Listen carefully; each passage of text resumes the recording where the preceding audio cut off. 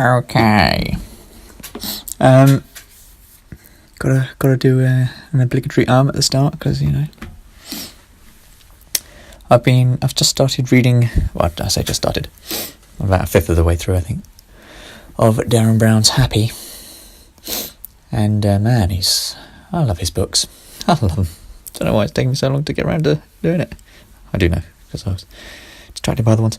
But I mean, I'm pretty sure Tricks of the Mind was the first book that I kind of ever read, as in actually read. So that, taking into account things like of my own accord, started it and then wanted to finish it, things like that. I'm pretty sure it was the first one, and I probably read that when I was about 13, and then took a massive hiatus. So I didn't read anything till I was 13. Read one book. I started some books and maybe finished them, like the Divine Madness, Cherub. I think I read a few of them, Cherub series, but I wasn't really a massive fan. I wasn't really reading that for myself. I was reading that because other people told me to. But yeah, Tricks of the Mind, definitely read it, and then didn't really read anything until I was probably about 16, 17. And then even then I was just reading random books I wasn't really that interested in. I only started reading as like a thing, like an actual thing that takes up some considerable amount of my time, a couple of years ago, and then stopped, and then started again this year, maybe. Well, last year actually. Anyway, Happy, fantastic so far. I mean, it hasn't actually revealed any of the secrets, which is promising, kind of. It has a little bit, but not an awful lot. Anyways, but it's still been helpful. I'm just going to go through these, but because I'm partway through the book, and because I'm so attached to it, I'm writing some pretty off-the-cuff things, which are not particularly coherent and very impulsive, and so probably don't have much sense or value to them. But, this was from when I think I probably already covered this one, but I'll just do it again anyway, just in case. 1984, the individual is a cell, likened to my idea of scaling everything up or down, and also humanity. I've definitely done this one. Humanity being one big network or organism. Obviously not a new idea. Humans undergo differentiation and then should carry out their little task and then die, not dissimilar, I guess, to programmed cell death. Failure to differentiate can be fatal. Premature programmed cell death, suicide. Instead of extrinsic chemical factors, subliminal and liminal expressions of body language and actual language convey the collective organism's unconscious directive. Also intrinsic factors present in the cell, therefore humans too. People who commit suicide often talk of feeling unwanted or useless and hate themselves. Interesting little thought: if you imagine the average lifespan of a cell to be approximately 1 month, and the average lifespan to be favourable of modern human as 90 years, comparing the ratio of cell to human and then considering the human as a cell. I've definitely done this one. Of humanity and extrapolating the ratio to humanity itself. Humanity should exist for approximately 8.5 million years. Of course, this is a pretty gross analogy, and by changing the parameters, one can turn the numbers to read whatever they want them to. Okay, that was pretty rubbish. This was all coming out of the Very Bad Wizard's Happiness. What's her name? Laurie Santos, I think. Who did a Yale, I think it was Yale, course on basically kind of flipped it and made it all about trying to make the students happier. So, but obviously still a course where they get grades or whatever. One of the things was doing a gratitude thing, and I tried it out. Gratefulness, and I made a list of all the things. I remember when I was suicidal, finding this the most abhorrent thing ever. I'm not sure if I should say suicidal, because I never attempted. Well, I think I earned it. I mean, I fucking wanted to die. Gratitude, grateful for technology, grateful to inventors, grateful to the factory workers. Oh, I didn't realise I'd said that, to the factory workers there. Grateful for good literature and visual media, television, films, YouTube. Grateful to authors, scientists, researchers, TV writers, actors, YouTube creators. I'm grateful for central heating. I am grateful for the inventors of central heating. I'm grateful to the inventors of central heating. I am grateful for the availability and abundance of food. I'm thankful to farmers and the inventors of better cultivation and harvesting techniques. Well, that's kind of made one of my later ones redundant, because I basically say that all the things I listed were basically inventions and authors and media creators and stuff. So maybe, and I imply, we'll get to it eventually. We need a new hero's journey. Where the hero is improved, yes, but they also encounter evil, and rather than defeat it, convert it into good. Wow. Especially if the evil is an agent, a person. They must learn wisdom, obviously. God, that's so... Actually, something that's just happened in one of the recent bits I was reading in Darren Brown's Happy is he's outlined how the kind of... what's his name? Thomas Aquinas, the other one. Augustine's emphasis, expulsion of the fall in Christianity, how that's tainted pretty much all of literature and everything, even to modern day. And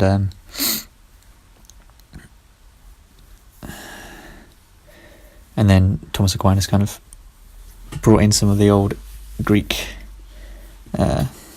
more philosophical and individual and humanistic, is that the word? Kind of themes into it, kind of smuggled them in, made it a bit more palatable. But yeah, this kind of original sin thing permeates everything, and then, interesting. It's certainly interesting. Certainly interesting. Yeah, definitely interesting. So the hero's journey is pretty much tainted by that, I would say. So yeah, maybe that's why I've always hated it. I've always been able to find fucking holes in it, like in Beauty and the Beast recently. Oh yeah, I think I forgot to say in my critique, yeah, I totally earned that word, of Beauty and the Beast, that it wasn't even as good as an archetype as Shrek, both for men and women. Maybe in past times, when aspiring for wealth and fortune were admirable by necessity, for to go without them would almost certainly mean the termination of your germline. Maybe then these archetypes were best, but now I think not. So yeah, they all seem to have this thing about, being good, doing some kind of good thing, learning something, and then you'll be beautiful somehow. You'll get a beautiful partner, you'll have beautiful children, and you'll have all the money and riches in the world. Right? And that's another problem that that Darren Brown highlights. That's something that I've talked about before. Searching for a material thing, thinking once you get something, even if it's not material, when some kind of thing is yours in the broader sense of the word, so it could be some kind of mental atrophy, I guess, but anyway, then you will be forever happy. It's just like a slot. It's like plugging some kind of SD card into you that suddenly uploads happy, and you'll be happy. The problem with Jordan Peterson is a classic case of supply and demand. The demand for content relating to meaning and direction is exceptionally high, and Jordan's output similarly so. And not only does he meet the demand, he more or less saturates the market. This is not so bad as if he were to be peddling pure nonsense, but he definitely isn't peddling pure sense either. Unfortunately, much of other contributions cannot be found in such abundance, like Darren Brown's Happy, and even the content of Sam Harris. And unfortunately, the human condition favours quantity over quality. Well, that's just a load of bullshit. Human condition. What am I doing? That's not even how you use human condition in a sentence only. E.g. Jordan's emphasis on goals, which both Darren and Sam recognise is flawed, and offer preferable alternatives, e.g. meditation and the present moment, etc. The idea, the striving towards a goal thing, well, it's partly true. It's that that gives us a sense of meaning, but false belief, which is something that Darren keeps going on about with self-help, is that once you get if you're under the illusion that once you get the goal, it makes up for all the sacrifice you're making in the moment, it doesn't. It's very short-lived, and I think we all know that feeling about that. Oh, I went to see Ready Player One, and that was shit. Ready Player One. Oh, these were just notes on me doing. It's basically, I thought it was like Wreck-It Ralph for adults, except it's not really Wreck-It. I changed that to Ready Player One. I thought it was Wreck-It Ralph for kids. How insulting. Well, almost adults is what I actually said. Anyway, it's kind of cross with Avatar. It's classic, the people versus the corporate shills, but ironically, it's the biggest and most superficial corporate money grab possible. not the biggest ever. it fucking seemed like a pretty big money grab because it was so superficial, right? That it seemed like they'd kind of done some. It was like they'd done a fucking, what do you call it when you focus group of about 15 people and just said, what are words that you know that are to do with these things? And they tried to mash it all in, and fuck man, it's cliche to the extreme is what I've written here. And some of the scenes, I'm trying to remember some of the moments that were exactly like that. I mean, pretty much the entire film was basically the biggest fucking cliche ever. Jesus Christ. Talk about the fucking hero's journey.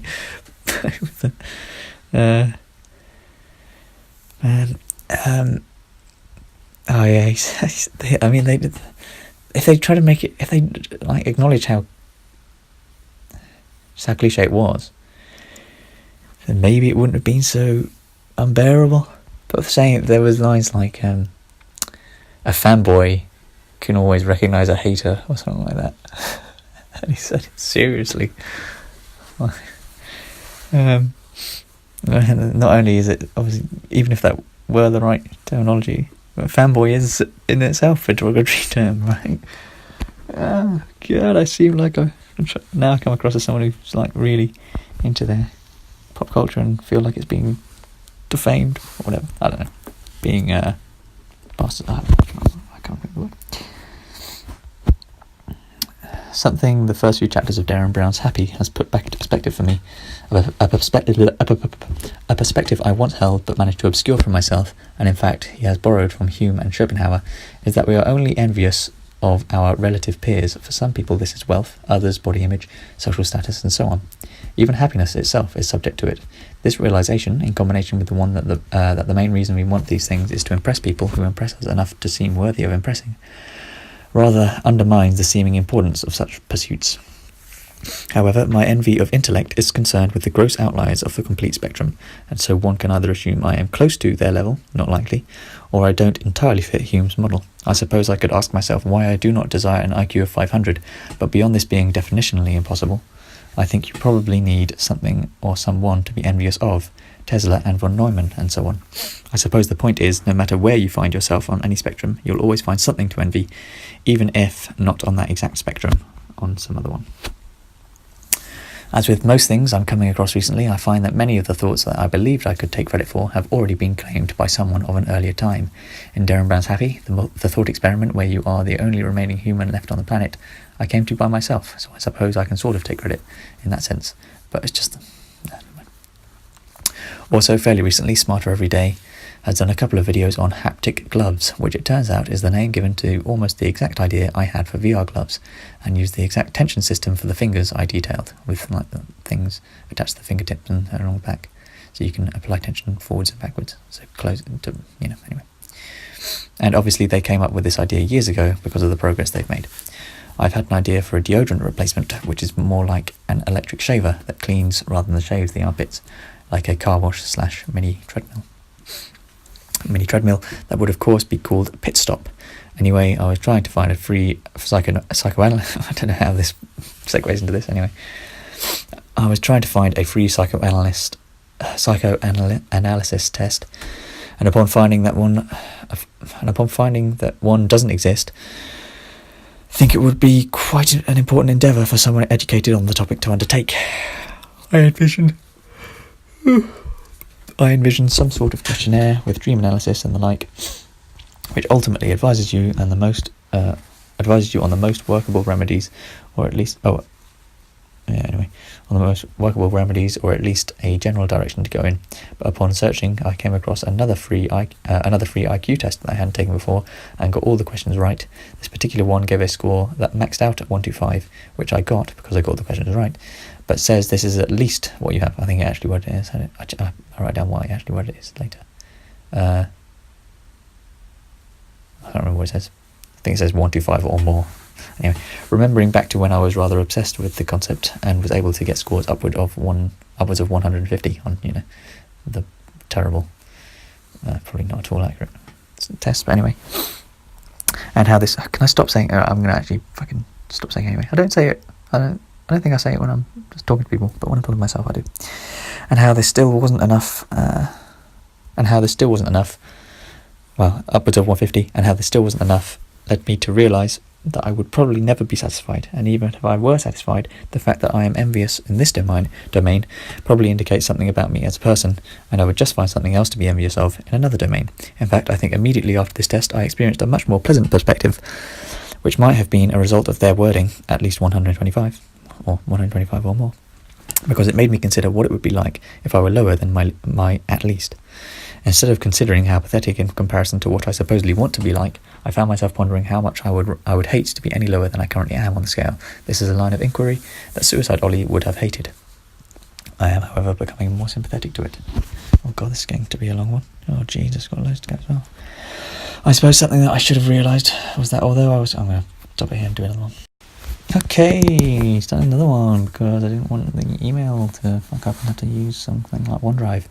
I suppose something that I should have realised was that although I was quite right in realising how people tend to think they want something, I suppose something that I should have realised was that although I was quite right in realising how people tend to think they want some material thing or some amount of money or some attractive partner, and then they'll be happy forever, but really they'll always just want some other thing. But failed to extend this realisation to my desire to be as smart as Tesla, say. I convinced myself that if I was as smart as Tesla, I'd be able to do the things which I want to do but cannot because of my intellect, and likened it to being a disabled person who wants to be the fastest runner on Earth. But what I knew, but failed to apply sufficient weight to, because it didn't support my complaints, was that if I don't enjoy doing those things now, it's unlikely that I suddenly would, if all that changed was how smart I am. I think even this, recording my thoughts and uploading them, falls into the category of trying to impress people, and although 1, I don't intend for anyone in the near future to hear it, and 2, I would probably do it even if I was the only remaining human on Earth, I probably am still doing it with the belief that at some point in time, someone will come across it, and some degree of credit will fall upon me. Actual wording of IQ results was 125 or more. There we go. Before you accept me as a life partner, I want you to... Oh, Jesus. And this was a line I was basically saw myself saying, but in a kind of... It was inspired by some of the things in Jim Happy Life, kind of stoic life type thing. And it was something I was picturing putting in the fucking New Hero's Journey thing. Right. Before you accept me as a life partner, I want you to know this. I will never make you wealthy. This is not because I do not believe myself capable of earning substantial sums, nor that I am incapable of putting in the necessary effort, but because I do not want to be wealthy. I shall not seek it, and if I were to happen upon wealth by some quirk of circumstance, I should give it away. I have found the things which I enjoy, and I have selected from them the things which are the easiest and most affordable to maintain. Oh, Mr. Darcy. Even though that's never said in the book, or at least I didn't fucking see it in the book, or in the film. Okay, no. Or maybe, okay, I guess I only watched one of the films. Maybe there's another film or a TV series in which they do say, oh, Mr. Darcy. Probably that. Probably the TV series, they probably say it. I think now that I've done the gratefulness thing once, I've done it enough. I don't think it would benefit me much to repeat it every day or week or whatever. Maybe once a year, but I doubt I'll even do that. Diminishing returns springs to mind. What I think it is most useful for is identifying which roles... I've kind of counted this just now, is identifying which roles you value most in the world, and this may be a big leap, but nevertheless, subsequently, which roles you would likely feel most fulfilled in as a career. Now, obviously, these things may change as we mature, and so renewing it every year or so may prove a useful tool. And remembering not to feel completely locked into any career would also be useful, because you might need to change when your inclinations change. I don't know. But what is clear from my short list is a heavy favouritism towards inventors and authors. It's not that clear. Well, it's pretty clear. It's clearish. / media creators. Maybe this is what I should do. Jones' outlining of Aristotle's definition of good, in reading it at the time, it seemed like he was going to go all in on Aristotle. It kind of seemed like that. He builds a steel man of, well, I don't know if it is actually a steel man, but it feels like a steel man of, like, the philosopher in question, and then picks apart right in the next chapter. Right, so he did it with Socrates and Plato Aristotle. But this was when he was doing the Steelman of Aristotle. Derrin's outlining of Aristotle's definition of good, or rather goodness, is different but not antithetical to my own. Aristotle, in so much as he is being accurately represented, describes goodness as a sort of assessment of something's functionality, and I think this is one aspect of goodness. I have said before that good, to me, encapsulates things which are symbiotic and constructive, but mainly symbiotic, and this symbiosis, it should be noted, can occur between the components of an individual, so intra-individually as well as inter-individually. I believe my definition encapsulates his, but I may be mistaken, however. However, I'm fairly certain that the bridge between them, if you can truly have a bridge between two things where one is within the other, would be thinking of goodness as having or displaying qualities which limit or reduce the amount of harm they can bring to other things, beings, processes, and themselves. Other things being processes and themselves. And so the example of an arm only being good so far as it is capable of performing the functions required of an arm, well, could be seen through the lens of a bad arm being more likely to lead to an event where the owner of the arm, or other people around that owner, come to harm as a result of the arm failing to complete its tasks sufficiently well. So it would be destructive in the long term, or non-symbiotic in the long term. I think one of the flaws of the last Human on Earth thought experiment, and of course this is in fact one of the problems it intends to solve, is that humans are social creatures. It's somewhat presumed that happiness is possible in the absence of social connections, but whether this is true or not is only secondarily important, because there are so very few scenarios in which we will ever be so isolated. Well, actually, not necessarily. And it presumes that what would make us happy in the absence of any social connections, or merely the presence of other humans, should make us happy when we do have social relationships, and many humans are present, which may not be the case. I'm not sure if I'm hungry, or I'm something. My stomach is just something. It's doing something. I'm not sure if I ever vocalised this thought before, but it's an old one. I think meme culture can, by anyone ironically mature enough to consider it, can be considered. That sentence doesn't make sense. Anyway, is an actual part of the current culture now. Of course, memes in the modern sense, not in the way Richard Dawkins intended, although I can't be certain of its origins. I imagine it's just a bastardised form of that. But I'm not sure if a working definition for a modern meme exists, and I rather like my own. I see memes. I can't stress enough that I am not talking about Dawkins memes. I'm talking about Shrek and so on. I see memes as a kind of inside joke that thousands of people are in on. This is obviously made possible by the interconnectivity brought on by the internet and social networking / media sharing. And like an inside joke, memes, once instantiated, benefit from repetition and variation of their original form. Okay, thank God we've got through those. Terrible, but did it. Derrin Brown's happy. God, it's a good book, I reckon. If it carries on in the same vein, or at least if it's not like Lost and doesn't just promise a load of stuff at the end, but it kind of is promising, but promising big things and not immediately cashing them out.